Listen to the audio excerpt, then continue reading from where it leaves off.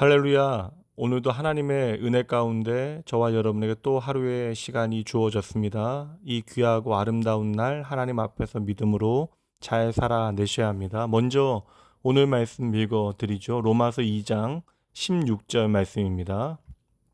곧 나의 복음에 이른 바와 같이 하나님이 예수 그리스도로 말미암아 사람들의 은밀한 것을 심판하시는 그날이라.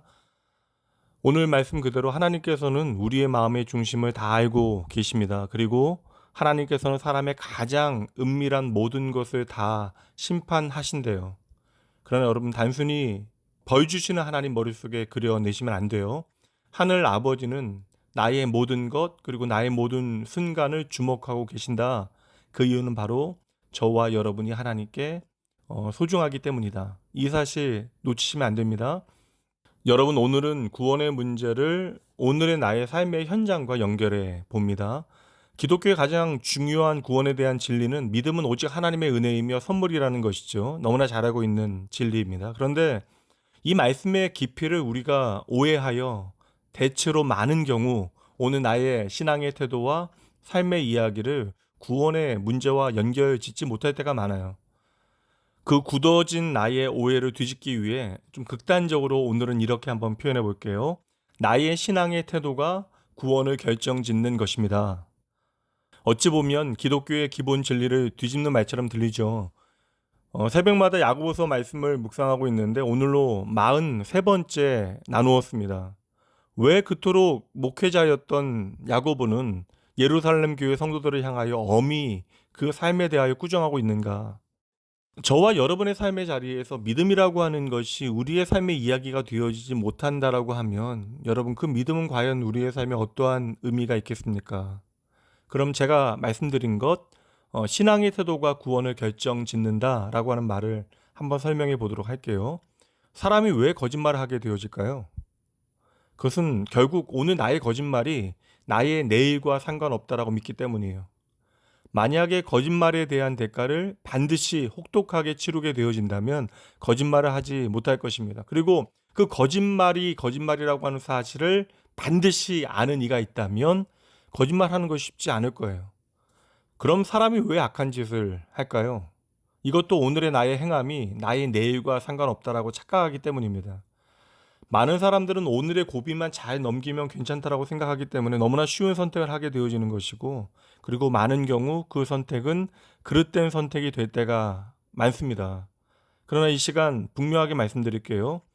우리의 모든 선택이요, 저와 여러분의 오늘의 모든 선택은 하나님 앞에서 하는 것입니다. 그리고 그 모든 선택에 대해서 하나님은 다 기억하신다라는 거예요. 비록 사람들의 눈에는 다 드러나지 않는다 할지라도 오늘 말씀 보세요. 하나님은 다 알고 계신데요. 그리고 오늘 우리의 삶에 대하여 하나님은 나름의 점수를 매기고 계십니다. 내 이름을 아시는 주님께서 나도 모르는 내 마음의 은밀한 모든 것을 다 아시고 처음부터 끝까지 나의 삶은 그분의 손에 있음을 저와 여러분 이미 알고 있습니다. 여러분, 우리의 가장 은밀한 것조차도 심판날에는 큰 소리로 만천하에 알려지게 되어질 것입니다. 우리가 감출 수 있는 것은 아무것도 없다라는 것이에요. 하물며 전능하신 하나님 앞에 감추어질 수 있는 것은 이 땅에 어떠한 것도 없습니다. 저 역시 그때에 제 자신이 얼마나 충격을 받게 되어질지 생각해 봐요. 그리고 그때에 하나님께서 얼마나 저와 여러분을 참아주셨는가, 그 놀라운 은혜도 함께 우리는 깨닫게 될 것입니다. 사실 성도가 그냥 대충대충 하루하루를 살아간다는 건 말이 안 돼요.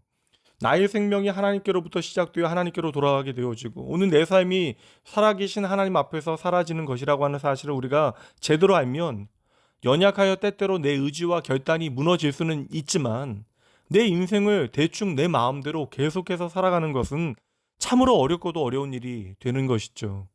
그러니 내가 오늘을 막 산다라고 하는 것은 구원받은 자의 삶이 되어질 수 없어요. 여기서 막 산다라고 하는 것은 다른 어떠한 모양이 아니라 하나님을 의식하지 못하는 모든 삶을 의미하는 것입니다. 성도 여러분, 의미를 조금 더 확장해 보자면 성도의 경건은 단지 삶의 태도가 아니라 나의 은밀한 모든 것을 다 아시는 하나님에 대한 경외로부터 시작하는 거예요. 그리스도인은 예수의 십자가를 통하여 하나님의 공의와 사랑을 깨닫게 되어진 자를 의미합니다. 그래서 전 하나님의 이 오래 참으심이 감사하지만 또 두렵기도 해요. 오늘도 내 자신의 영적인 건망증 때문에 행하게 되어지는 모든 불순종과 불신앙의 이야기들이 겹겹이 우리의 삶에 쌓이게 되어지니 하나님께 얼마나 죄송한지 모릅니다. 세상에서는 잠시의 편법도 통하고 여러분 거짓말하고 내가 임시방편으로 마음대로 살아가는 것 먹힐 수 있어요. 그러나 오늘 예수님의 말씀 그대로예요. 모래 위의 집은 곧 무너지게 되어지는 것입니다. 성도 여러분, 오늘 하루도 하나님의 은혜이심을 진정으로 인정하신다면, 여러분 하루를 시작하시는데 이 하루가 하나님의 것임을 진정으로 믿으신다면 이 하루 신실하게 하나님 앞에서 살아가셔야 합니다. 하나님의 심판을 준비하는 가장 좋은 방법이요, 그것은 하루하루를 하나님 앞에서 정직한 열심으로 살아가는 것입니다. 이것이 바로 구원의 은혜에 합당한 자녀의 삶이 되어지는 것이죠. 저와 여러분이 이제 하나님의 은혜를 잊지 않는다라는 것은 참으로 당연한 것인데 우리 자신을 돌아보면 또 은혜를 잊지 않는 것이 너무나 어려운 일이기도 합니다. 시편 37편에 보면 다윗이 나는 하나님의 성실하심을 먹을거리로 삼는다라고 말합니다. 이것은 바로 성도의 삶이 하나님을 닮아서 그 삶에서 성실하고 신실해야 한다라는 것이죠. 오늘은 이 믿음을 아주 실천적으로 정의해 볼게요. 믿음은 하나님 앞에서 신실함과 성실함으로 살아가는 거예요. 그러니 이 믿음은 오늘 여러분의 삶에서 증명되어질 것입니다. 나의 삶의 작은 한 조각이라도 주님의 성실을 닮아가는 하루 되셔야 돼요. 어제보다 오늘 조금 더 하나님 의식하셔야 합니다. 오늘도 하나님의 성실하신 은혜가 하나님 앞에 성실하고자 하는 여러분의 삶의 현장마다 풍성하게 임하길 주님의 이름으로 축복합니다. 하나님 앞에서 잘 사셔야 합니다. 잠시 기도합니다. 하나님 아버지, 오늘 하루도 하나님의 은혜로 시작되었습니다. 오늘도 말씀을 통하여 나를 단단히 붙드시는 하나님, 나의 소망 삼는 주의 자녀들 되게 하여 주시옵소서.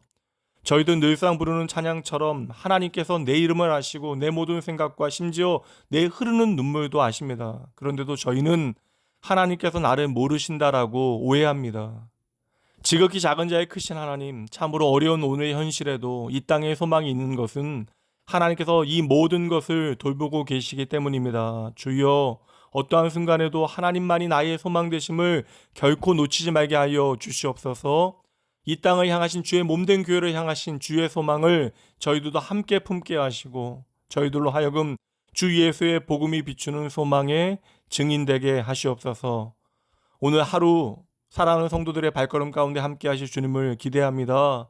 사랑하는 주의 자녀들로 하여금 하나님 아버지 앞에서 정직한 열심을 다하게 하시고 그렇게 하루하루 순간순간 조금씩 아버지 하나님 닮아가게 하여 주시옵소서. 하나님의 은혜 앞에 저희들의 삶 참으로 보잘것없지만 그래도 조금씩 그 은혜에 합당한 삶의 모양이 저희 가운데 있기를 간절히 소원합니다. 오늘도 우리의 소망이 되어 주시는 주님 기억하며 나의 전부 되신 예수님 이름으로 축복하며 간절히 기도합니다. 아멘.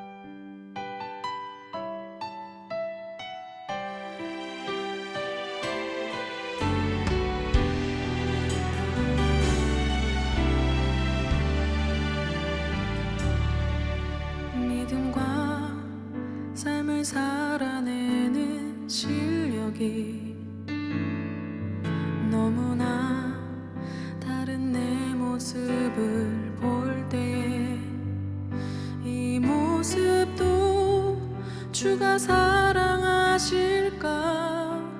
자신 없는 내 모습 그저 주님 앞에 있네. 나 같은 자도 사랑하여 주시고 한 번도 나를 떠나지 않으셨네. 아픔 속에 주를 작게 여긴 날 꾸짖지 않으시고 내 손 잡아주시네.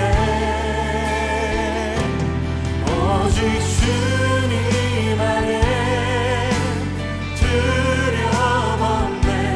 고난을 통해 날 만드심을 믿네. 주님만이 내 모든 것